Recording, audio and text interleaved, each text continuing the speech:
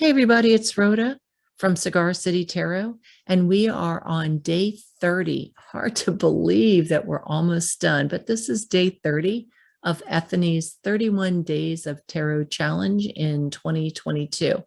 And today's challenge is to talk about my thoughts on tarot becoming mainstream. And I think that that's a really great prompt for this year. I've noticed now, I think I've mentioned before that in October of 2020, the tarot came calling back to me.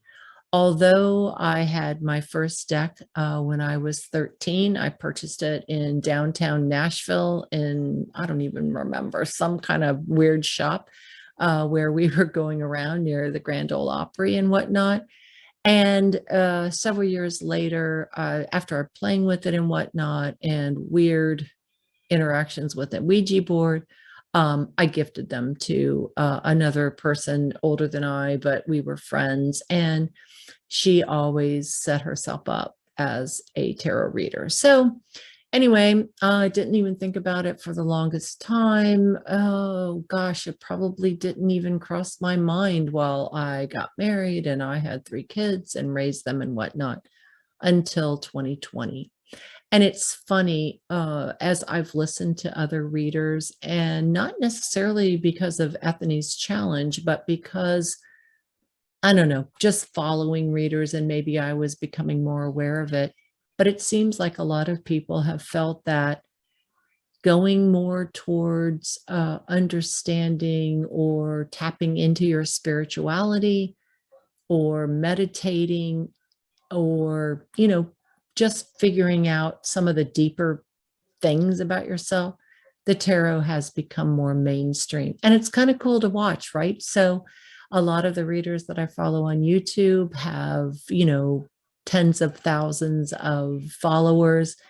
You read the comments and I see common themes where people are like, yeah, wow, I've really wanted to learn how to do this since I was little, or I used to do it and now I'm back.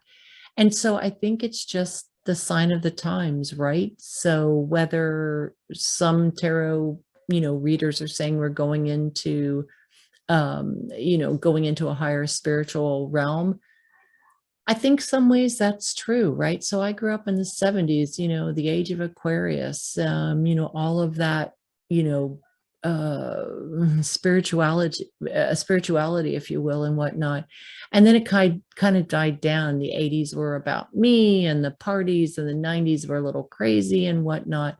But for those of us growing up during that time frame, I don't, or even the hippie generation before me, right? 10, 12 years before me. And I think now, as maybe because a lot of us baby boomers are going into, people at the very beginning of the baby boom going into their twilight senior years, some of us in the end of the baby boom are going into our early retirement years and empty nest years. But I think as you take a look at it, the tarot is a way of self journey, if you will. A good foray into meditation, possibly looking at the deeper meanings about who you are, where you want to be, where you're going, what contributions are left for you to make. So as I think about it, probably there is a higher level guidance that is coming into play where a lot more people are trying to tap into ways that they can tap into themselves. And the tarot is certainly one of those. So with it becoming more mainstream, I think it's great, right? So the tarot community is nothing but supportive, and they really want people to tap into their potential. What I like about it is, for me at least, I'm able to tap into that. I'm not a very good reader for myself, but it seems like I'm able to read for other people. And I've always been about helping people in however I can. And it seems like in my later years, I've been able to do that with tarot. And so for me, that is really cool. So yeah, let's keep up that good work. Anyway, join me for our last day day 31 tomorrow. And if you are following Ethony's challenge, you can find other readers' posts at hashtag 31 days of tarot.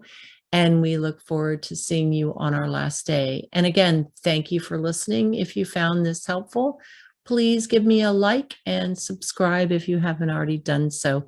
Really appreciate you listening to this video, and have a great day. Thank you. Bye-bye.